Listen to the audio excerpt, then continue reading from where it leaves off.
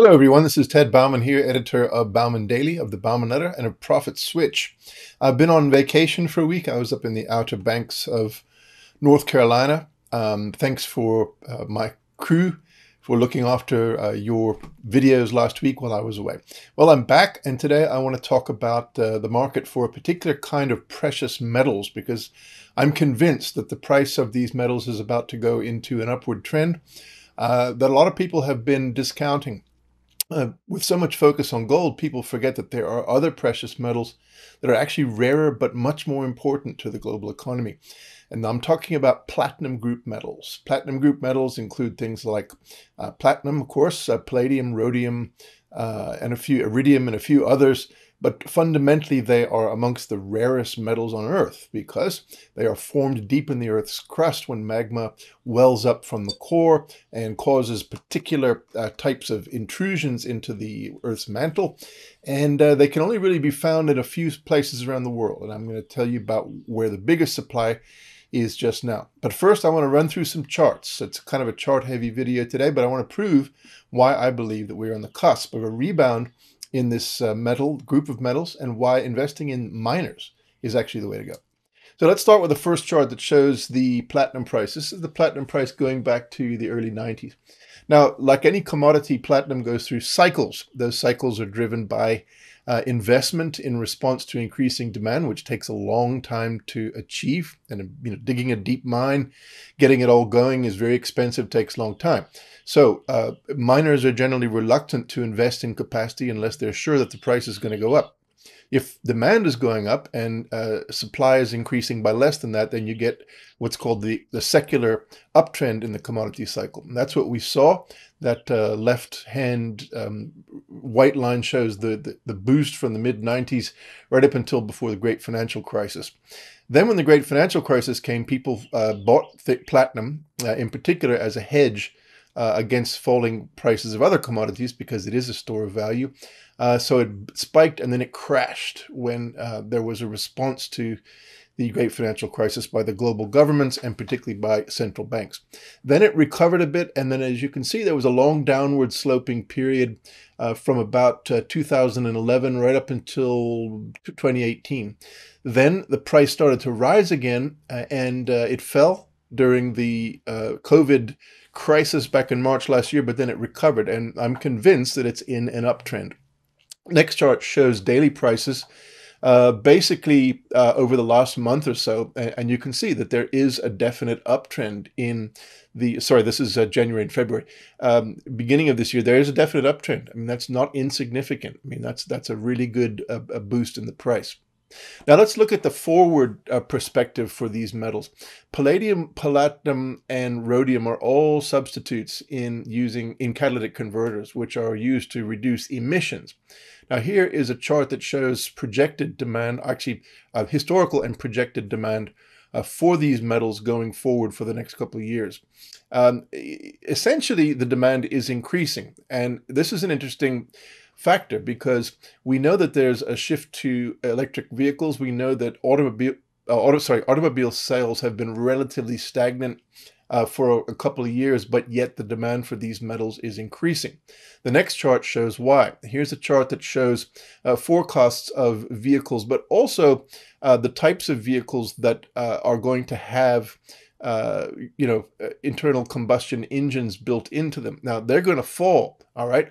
But the reality is that because there is going to be a lot of demand for, or rather a lot of regulations calling for reduced emissions, the demand for these platinum group metals is still going to go up, even though demand for internal combustion engines is likely to fall. Because any internal combustion engine that's still in the market is going to need pretty hefty emissions controls to be legal, quite frankly. So even though there's a fall in the sale of or the supply of internal combustion engines, you can imagine or expect to see an increase in the demand for these metals for that purpose. Now, there's another reason why platinum and platinum group metals are likely to be in demand. Platinum is a critical component in the hydrogen fuel cell and in converting water into hydrogen for use in hydrogen vehicles and hydrogen power cells and everything else. So to the extent that that grows, platinum demand is going to grow. So you'll get a replacement for some of the demand that we lose over the years from catalytic converters. On the other hand, there is very active work going on in using platinum as a potential replacement for cobalt in the cathode part of automotive batteries. And that in turn could lead to an increase in demand if the scientists can get this right. It's a lot lighter than cobalt, and cobalt is a very difficult quantity or mineral to find, and it's mined in Congo, which is under very, very difficult conditions, using often a child and slave labor. And there's a lot of intense desire to move away from cobalt as a use, or rather for use in EV batteries. Now let's go back to the market outlook for these metals. Here's a chart that shows the platinum market balance projected up to 2025. Now essentially what this means is whether there is a shortfall in the supply of platinum relative to demand, and where that's likely to go.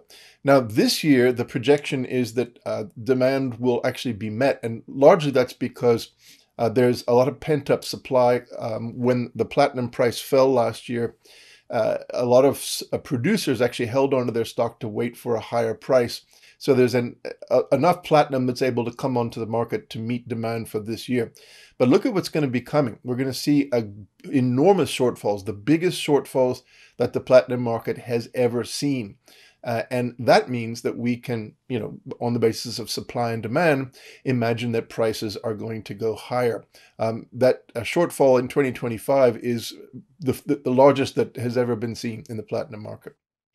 Here's the outlook for palladium. Similarly, palladium has also been in shortfall, but that shortfall is going to continue because the demand for palladium is increasing because it's a good substitute for platinum in catalytic converters. So that red line, the dotted red line, shows the projected price increase for palladium. Again, I mean, that's a pretty big, that's, basically almost doubling in price over the next 3 to 4 years.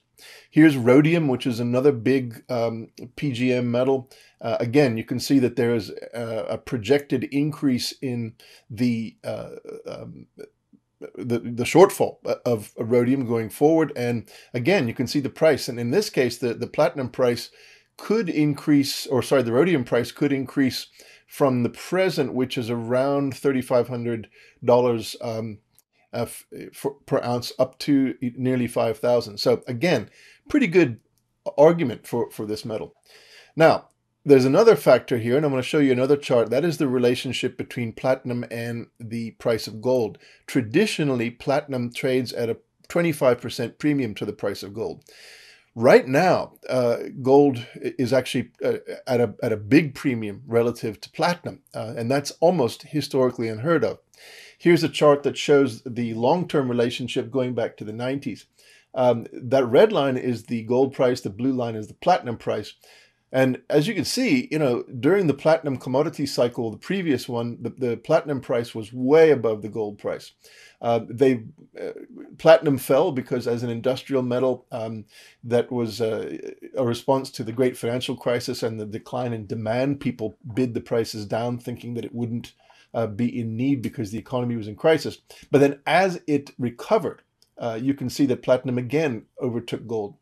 But then platinum began to slide. That's the downward trend part of the commodity cycle. And gold also fell because of, it wasn't as necessary as a hedge as the economy began to grow again. But then as people began to realize that the world central banks were going to be pumping liquidity into markets, people started worrying about inflation. So they started buying gold as a store of value, and it took off again. So right now, the gold price is about I think it's about 1.5 times the price of platinum. Historically, it's the other way around. Usually platinum is 1.25 times the price of gold. So right now, we are poised for a tremendous uptick in the gold price. The platinum price. Now, last chart I'm going to show you is what happens when inflation starts to tick into the economy and how people use platinum as a hedge in other commodities. If you look at the relationship between inflation rates and the rise in price of different asset categories, you'll see that commodities like platinum group metals have the highest beta. So in other words, for every 1% rise in inflation, you get a more than corresponding rise in the price of commodities. That's for two reasons. One is because commodities themselves are a driver of inflation. And two, because people tend to invest in commodities as a hedge against inflation because they know that their prices are going to rise. So again, if we are headed into an inflationary environment thanks to stimulus spending and infrastructure spending here in the US, then we can expect to see additional pressure on the platinum and other platinum group metals price because of the hedging activity people are going to undertake. Now, here's why you should buy miners rather than the actual metal. Or you can buy the metal, but I think you'll get a better return from miners. The price of platinum, like the price of agricultural commodities, is set by global markets. But over the short term, and actually over the long term, the variable cost of producing platinum and other platinum group metals is about the same. It's like a farmer. Every year the farmer knows roughly what their cost of seed, fertilizers, fuel, marketing, etc. is going to be. And so their profit at the end of the day depends on the actual price of their product. Same thing goes for platinum group metals. So assuming that miners have relatively fixed short-term costs, any increase in the price of platinum goes straight into their bottom line. That increases their earnings, which pushes up their share price. But the key thing is that there's a leveraging effect involved.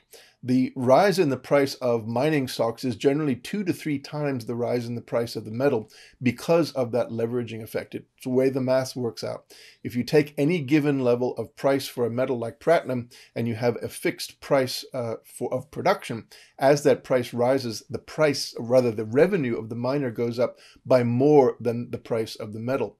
And that's why investing in miners is the way actually to position yourselves for this. Now, we hold a platinum miner in my profit switch portfolio, and it is doing very well. It's tripling the market since we bought it. I'm predicting that there's going to be a big boom in these metals coming, and that this is now a good time to get into these miners. Some people are going to tell you that the prices rose last year dramatically, and they did, mining prices, but that's precisely because the mines were trying to put off investment because under the circumstances of COVID, they couldn't mine. And here's why.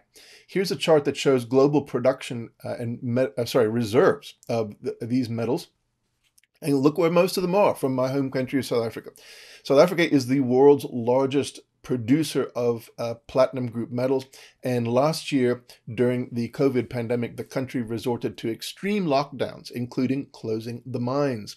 The mines have also suffered from problems with the electricity supply by the public utility in that country, which has meant that supply has been constrained. And there have also been issues basically discouraging investment. Now, here's the short-term bull thesis. You have a situation where the demand for these metals is going up, but the producers in the biggest store of these metals in the world in South Africa have been holding off on investment because of COVID, because of uncertainty about the future. Now they are about to start reinvesting as they take the revenues, the increasing revenues from these higher prices and start plowing them back into new production, opening new galleries, digging new deeps, all that sort of thing. The bottom line here is that this is the time to get in because that leveraging effect for mining prices or miner prices, stock prices, is going to jump. Now, there aren't that many miners in the Platinum Group's metals segment out there. I'll leave it to you to find them. Almost all of them are based in South Africa, but almost all of them trade on US exchanges as well. So my advice is this is a good time to get into the mining sector. It's a classic case of supply and demand, and that makes it a lot safer than gambling on technology stocks right now because we've seen how volatile that can be. When you have a case where there is a commodity that is going to face increasing demand, higher prices, investing in those producers is the way to make money. Anyway, this is Ted Bauman signing off. I'll talk to you again next week. And yes, I am wearing a t-shirt from my home in South Africa. If you know what biltong is, please mention it in the comments and I'll show you some that I make at home on my next video. Thank you very much. Bye-bye.